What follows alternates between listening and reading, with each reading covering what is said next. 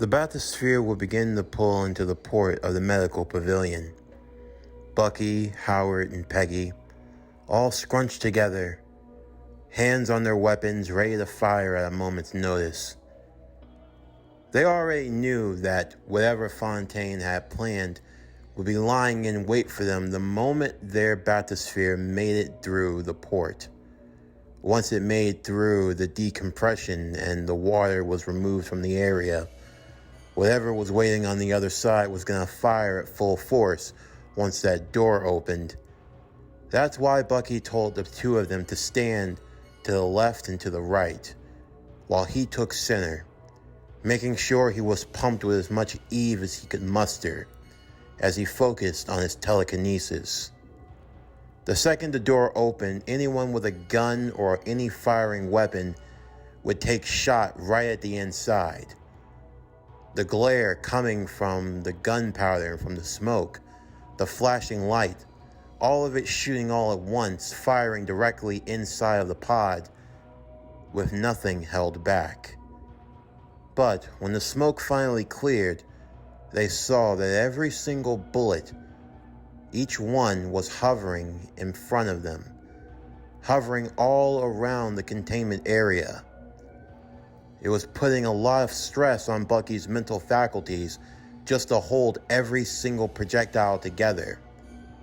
And with one mighty push, he managed to fire all of them right back, ricocheting throughout the room, managing to take out most of those who had fired against them, with Peggy and Howard following behind Bucky, taking cover behind him as they laid waste and shot fire. The medical pavilion, where it all started for this group, where their journey into Rapture began, it would now serve as the culmination of their adventure. Inside of a private wing of the medical pavilion, Dr. Steinman, along with those who had been resurrected as his staff, were fast at work for Mr. Fontaine. They were given a promise. They helped with this. They helped pull off this ultimate score. Then he was going to see to it that they would accompany him back to the surface. Nah. Just because he was moving on to bigger and better things, it didn't mean he was going to let this gold mine that was Adam and Eve just fall to the wayside. No. He was going to bring some samples of it back with him. Get some boys in the lab to analyze it, make copies of it. Heck, with Stark's wealth and fortune, he could get submarines of high quality all brought down here to this particular sea floor. They could collect the slugs in earnest, and he could mass produce Adam, and not just sell it for some measly Rapture dollars. No, I'm talking about big bucks, military contracts. That was the real score. After all, Stark was already known for being in the military business anyway, supplying them with the latest weapons of their time. Well, how would the US government feel about getting their hands on Electrobolt, Incinerate, telekinesis, strength plasmids to make you smarter, make you stronger, faster, quicker, change your appearance, assassination, espionage, along with the techniques and all of the other designs that were used for people like the Big Daddies? They could make newly made weaponized suits. After all, if Stark could build that with a bunch of scrap here on the seafloor, then imagine what he could do with everything he had now. Ryan was dead. He had the master key. He could go to Ryan's office, and who knew what type of goodies he had cooked up in there. No, Rapture was just a stepping stone. Rapture was just the appetizer, and now it was time for the main course. In fact, Fontaine thought he was going to get so full, he might not even want dessert. But he was a greedy boy that wanted all that chocolate. It was going to be fitting. Ryan created Rapture to be a safe haven from all of mankind. But now, Fontaine was going to use Rapture to push mankind into the future. And hey, who says that plasmids just have to be sold to the United States? He could cut some side deals, maybe start a little proxy war here and there.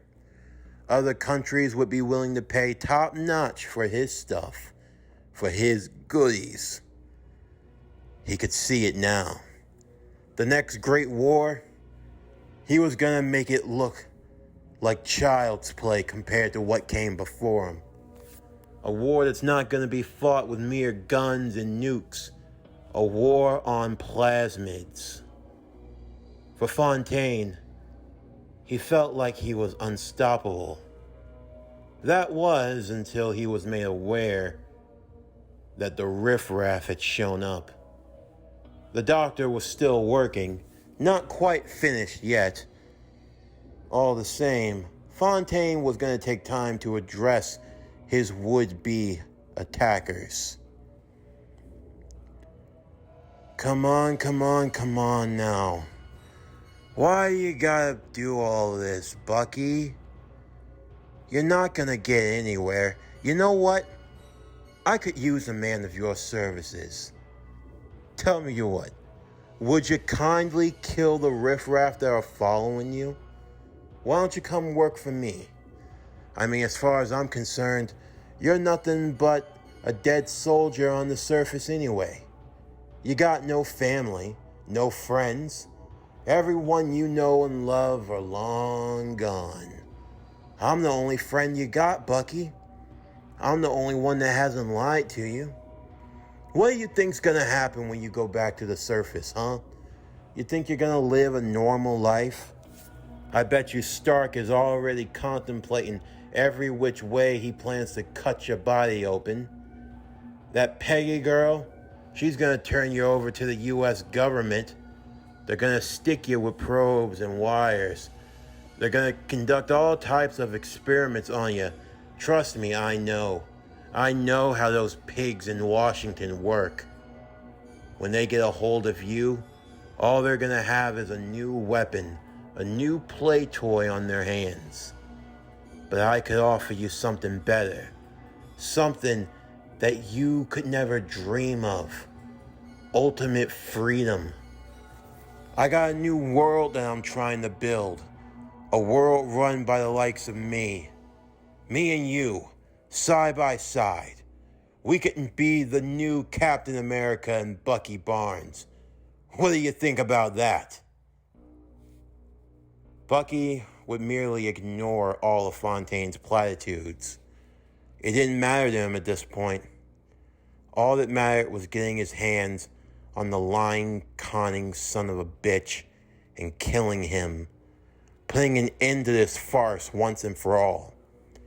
Rapture was indeed a city of hell, a city where the sins of mankind had been left to foster under the ocean floor, and now was falling on the weight of its own hubris and sin, destined only for the darkness that lay down below them, for the cold emptiness that surround them, to be crushed under the weight of their own greed. That was the legacy of Rapture. It was a legacy that they would not allow Fontaine to escape. Andrew Ryan might have been far from being in the right, but still, Fontaine contributed to Rapture's destruction just as much as anyone else. He would not be able to escape the consequences of his actions. As they continued to fight through the medical pavilion, spider splicers were crawling on the surface, throwing out their razor-sharp, rusted fish hooks towards them, attempting to bury the hooks into their bodies and to rip them limb from limb.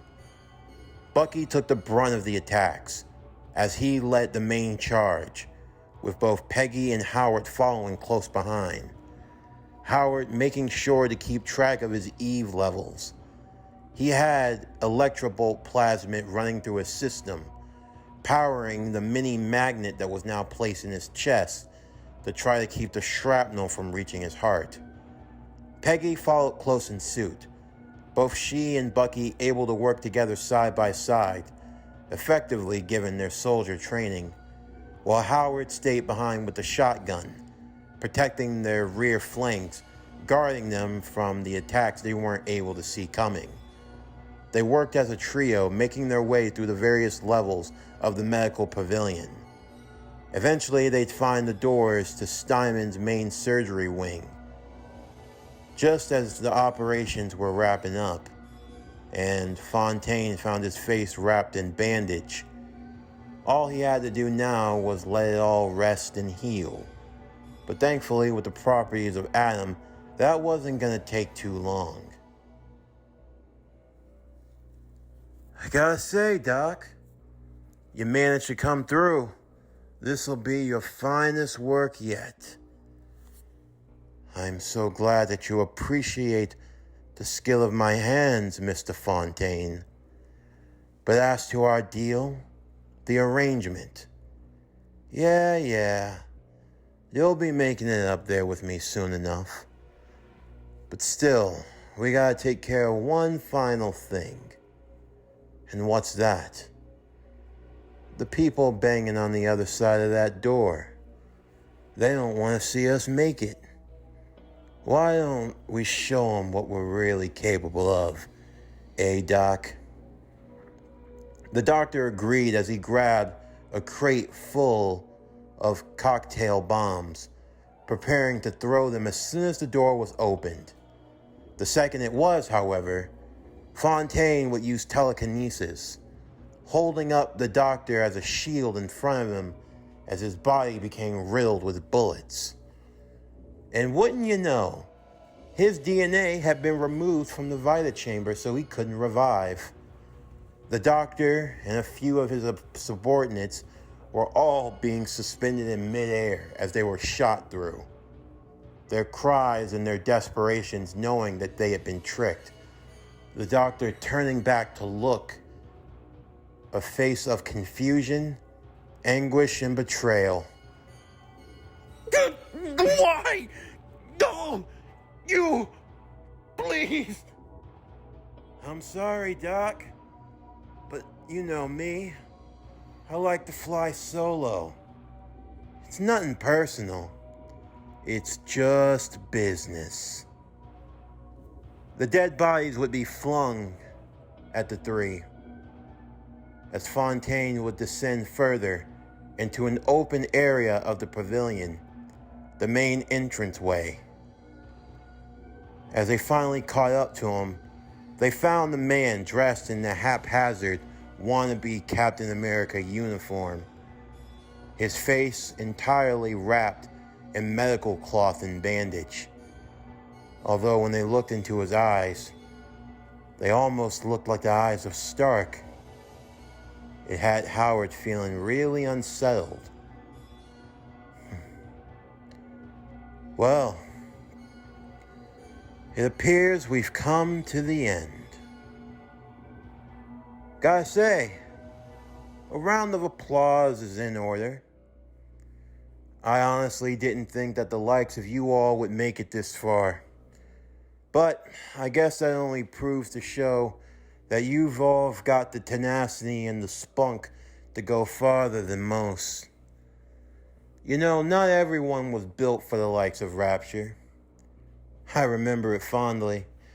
A lot of people came down here with hopes and dreams. Everyone thinking that they could make it big. Thinking that they could make a name for themselves. At least that's what they thought. No, Rapture was a different beast back then. It was a place where only the strongest could survive. The weak got eaten by the strong. And you know, for a while I was content with that. Had my little smuggling gig. People wanted to feel the comfort of religion. I got them a Bible. People got tired of eating fish. I got them steak. Wanting to send letters to their dear old parents back in the countryside. They were all a bunch of suckers. Hook, line, and sinker every single time. You know, Ryan's only fault was thinking that things were going to change once he got down here. You see, Ryan, he was smart. Too smart for his own good. He thought that he knew everything. He thought that everyone shared his same ideals, and to a certain degree they did. He had stool pigeons like Cohen. He had his right hand and his left hand boys like McDonough and Sullivan, Culpepper and the like. His damned council on high. Oh yeah, he really thought he was the king of this place. That's why it was so good working him over every which way. You know, nothing's funnier than watching the man that thinks he's the smartest in the room slowly realizing just how out of his depth he truly is. Every time he thought he got me, I always managed to stay just one step ahead. He couldn't catch me with the plasmids. He couldn't catch me in death. He couldn't catch me in the Civil War. He didn't even see me coming as Atlas. Perhaps if he did, he might have won. But that's besides the point. You've made it to your final destination. You've managed to kill, shoot, and hack your way through all my forces, and who knows, to a degree, maybe I should have just blown everything up. Perhaps I overestimated myself a bit too much, and I underestimated you. And trust and believe, that's a mistake I'm not gonna make twice. But I actually am grateful that you're here, Stark. Me? Yeah. You see, I was thinking, I can't be too sure. You know, I never really cared much for Tenenbaum and Suchan. They were all a couple of quacks, especially Suchan, seriously. Always with a nut job trying to do something so elaborate, though I gotta say, getting old Jack Boy to snap that puppy's neck, oh, that was some diabolical shit. Ruthless, that Suchan. But still, we had a conversation long ago. A conversation about DNA. It's a funny thing. DNA is the building blocks of life, but more so than that, it's said that memories can be locked inside of DNA. That you can learn a lot by someone just through examining the stuff. What exactly are you getting at? Peggy would ask. What am I getting at? Well, here's the thing. If I want to be Howard Stark, I gotta be a little smart now, don't I? So, you see, Howard, I don't necessarily need you. I need that cranium of yours. When I was in the plasmid business, we had a lot of plasmids. Strength tonic, speed tonic, all the elementals, but you've seen through all of that. But we had another one that a lot of the fellas liked. It was called Brain Boost. It made you smarter. Now, that was just general smarts, but we never had anyone's particular DNA that we could use as the building block, you see. Until now. With a flick of his wrist, Howard would be suspended in midair before being slammed to the ground and slammed against the wall.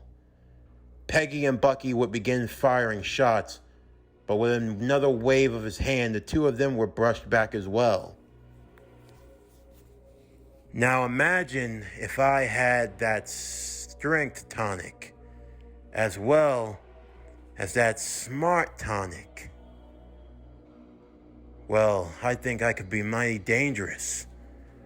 But I don't want just any smarts. I want your smarts, Stark. I'll admit I'm gonna need them. I'm gonna need as much as I can. So that's why I'm gonna need some of this. He would reach into his pocket and pull out what appeared to be a syringe connected to an empty vial. Jamming it into Howard's neck, he started to draw blood. It was coming at a slow pace, but it was slowly starting to fill the vial. Once it was filled to completion, Howard would drop to the ground. As he pulled out another vial, it was of a blue glowing substance, both vials being connected into a shooting gun that looked like a syringe of sorts. I always have to stay prepared. So this is that super smart tonic, eh? As he lifted the strain of his own neck, the two fluids would mix and merge together as he injected himself. His body began to twitch and shake as he felt his brain beginning to open and expand. The genetic code for this super smart tonic, it wasn't based off of just some random scientist who knew just a little bit of stuff. No, this was like finding the golden goose itself and getting a hold of that golden egg. All of the information and the knowledge, all of it finally starting to register into his mind. Oh, yeah. Hey, I can finally understand the true essence of plasmid. Whew. Oh, that feels good. As both Peggy and Bucky would get back to their feet, getting back into the room ready to fight once again, they watched as Fontaine would slowly back away, unbandaging his face. While the hairstyles might have been different, there was no denying what face they were looking at. There were some faint scars. It wasn't perfect, but when you do a little exploration underwater, you're bound to have some accidents, right? He could just play it off as that. He looked into a broken mirror, but he got what he wanted. Not bad. Not bad at all. So, what do you think, fellas? Am I stark enough for you? Howard almost wanted to throw up, as if he were looking into an evil mirror, seeing his own doppelganger. Now, what story do I want to tell? That's right. Me and Miss Carter went on an exploration under the sea, where unfortunately we suffered a great accident and tragedy, and Mrs. Carter was lost in the ocean depths down below. I am the only survivor, but I do have a few artifacts here with me. I'm going to have the boys at the lab run through some tests. Hopefully enough, we'll be able to analyze this lost form of technology and put it to good use. What do you all think? I think you're insane, Peggy said, opening fire once again, only for the bullets to be caught once more and launched right back towards her. Bucky would just manage to push them off, veering the bullets off course before they could hit her. Oh yeah, you've been genetically modified as well. I must say, the work of that Dr. Tenenbaum, truly something else. But no matter. I'm far more superior than you could ever possibly hope to imagine. Fontaine's body would begin to change. It began to morph as he grew larger, bigger, his skin turning from a bright and then dark red to a dark blue and then a purple. The veins of his body beginning to glow as the suit he had worn began to rip and tear right off of him. You think you're the only one who's been stockpiling Adam, Bucky? I've been doing it for years. My body was perfectly made for every form of plasmid. They called you and your friends super soldiers. Well, if that's the case, you're only the first model. You're the old Jin.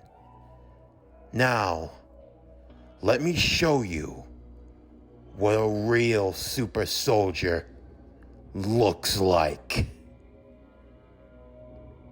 Bucky would prepare himself, Howard and Peggy standing close behind. The final battle under Rapture was now set to begin. There was much at stake with this fight, a fight taking place hundreds of meters under the ocean floor below. A fight that would not only determine their fates, but potentially the fate of the world. This concludes BioShock Secret Empire. What if the Winter Soldier was in BioShock, Part 9. As always, if you enjoyed today's video and everything else that we have to offer, then please don't forget to like, comment, subscribe, share, and hit that bell for post notifications so you can stay up to date on everything that is PowerCore Productions and Podcastings that has to come out now and in the future. Stay tuned for tomorrow's video as we conclude with the finale for BioShock Secret Empire. What if the Winter Soldier was in BioShock, Part 10, the Secret Empire finale. But anyway, that's going to do it for the end of today's video. I'm Javon Harrington with PowerCore Productions and Podcastings, signing off, and I'll see you next time.